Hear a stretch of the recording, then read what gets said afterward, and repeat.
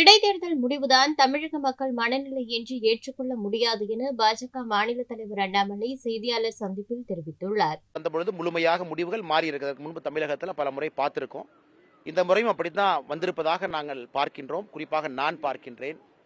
அது குறிப்பாக இடைத்தேர்தலை பொறுத்தவரை நிறைய அமைச்சர்கள் ஒரு இடத்துல எடுத்து வேலை பார்க்குறாங்க, உள்ள இருக்கிறாங்க. அத்துமீறல்கள், முறைகேடுகள் எல்லாமே இடைத்தேர்தல் இப்போ சர்வசாதாரணமாக போயிட்டு இருக்கு. எலெக்ஷன் கமிஷனில் முதலே அப்பீல் பண்ணணும். இது ஈரோடு போல போகாமல் இன்னும் கொஞ்சம் டைட்டாக அது நடத்தணும் அப்படின்னு நடத்தப்பட வேண்டும் என்று. ஆனால் பல சோதனைகள்லாம் தாண்டி தான் இந்த இடைத்தேர்தல் நடந்திருக்கிறது. அதனால் முழுமையாக முடிவுகள் வந்த பிறகு உங்கள்கிட்ட பேசுகிறோங்கன்னா, ஆனால் இடைத்தேர்தலுடைய முடிவு தான் தமிழக மக்களுடைய மனநிலைமை என்று நினைத்தால் அது தவறு. ஏன்னா இதற்கு முன்பும் அப்படி இருந்ததில்லை, இப்பொழுதும் அப்படி இருக்க போவது கிடையாது. இருந்தும் மக்களுடைய முடிவை நாம் ஏற்றுக்கொள்ள வேண்டும்.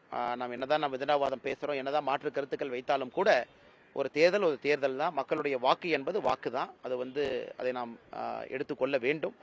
அதே நேரத்தில் முதல் முறையாக கூட்டணி கட்சிகள் கீழே எல்லாருமே இணைந்து கடுமையாக களப்பணி ஆட்டியிருக்கின்றார்கள். அதனால் இன்னும் தேர்வு முடிவுகள் முழுமையாக வரவில்லை என்றாலும் கூட வாக்களித்த மக்களுக்கு நாம் இந்த நேரத்தில் நன்றி சொல்லணும். ஏன்னா அரசினுடைய அதிகார பலம், பணபலம், படைபலத்தெல்லாம் தாண்டி இத்தனை மக்கள் களத்திலிருந்து வாக்களித்திருக்கின்றார்கள். அதுவும் ஒரு சாதனை தான். அதனால் நிச்சயமாக வருகின்ற காலம் மாறும். தமிழகத்தில் இதற்கு முன்பும் இடைத்தேர்தலுக்கு பிறகு பொது தேர்தல் நடந்த பொழுது மாறி இருக்கிறது. இப்பொழுதும் அது மாறும்.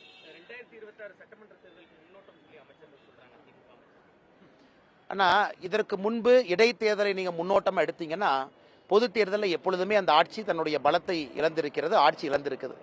ஒருவேளை அமைச்சர்கள் இந்த இடைத்தேர்தல் ஒரு முன்னோட்டமா எடுத்துட்டாங்கன்னா, இதற்கு முன்பு தமிழகத்தில் எப்படி நடந்ததோ அதே போல இந்த ஆட்சியும் 2026 தன்னுடைய பலத்தை இழக்கும். ஒருவேளை அவங்க அப்படி எடுத்துக்கிட்டாங்கன்னா. ஸோ இடைத்தேர்தலை பொறுத்தவரை ஒரு குறியீடு இல்லை என்பது என்னுடைய கருத்து. ஒருவேளை அமைச்சர்கள் அது குறியீடுன்னு சொன்னாங்கன்னா, இதற்கு முன்பு நடந்த இடைத்தேர்தலை எடுத்துக்குவோம். அப்போ அதே அமைச்சர்கள் அதையும் பார்க்கணும். அனைத்து இந்திய அண்ணா திராவிட முன்னேற்ற கழகம் ஆட்சியில் இருந்த பொழுது எத்தனை இடைத்தேர்தல் ஜெயிச்சாங்க, பொது தேர்தல் என்ன ஆச்சு, அதற்கு முன்பு தமிழகத்தில் வேறு வேறு கட்சிகள் இருக்கும்பொழுது இடைத்தேர்தலுடைய ரிசல்ட் என்ன, கிட்டத்தட்ட 87% இடைத்தேர்தல் ஆளுங்கட்சி ஜெயிக்கிறாங்க.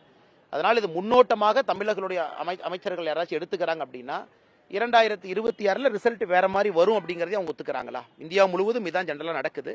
ஆளுங்கட்சியை சார்ந்து மக்கள் போறாங்க. பல விதத்துல யோசிக்கிறாங்க. 2 ஆண்டு தான், புதுசா ஒரு எம்எல்ஏ மாத்தணுமா, ஆளுங்கட்சி எதிர்த்து இன்னொரு எம்எல்ஏவை கொண்டு வரணுமா, நேரமும் காலமும் குறைவா இருக்கு. அதனால மக்களுக்கு ஒரு மனநிலைமை இருந்தும் நான் ஏற்கனவே சொன்னது போல ஒரு தேர்தலுடைய முடிவுகளை தலைவணங்கி ஏற்றுக்கொள்ள வேண்டும்.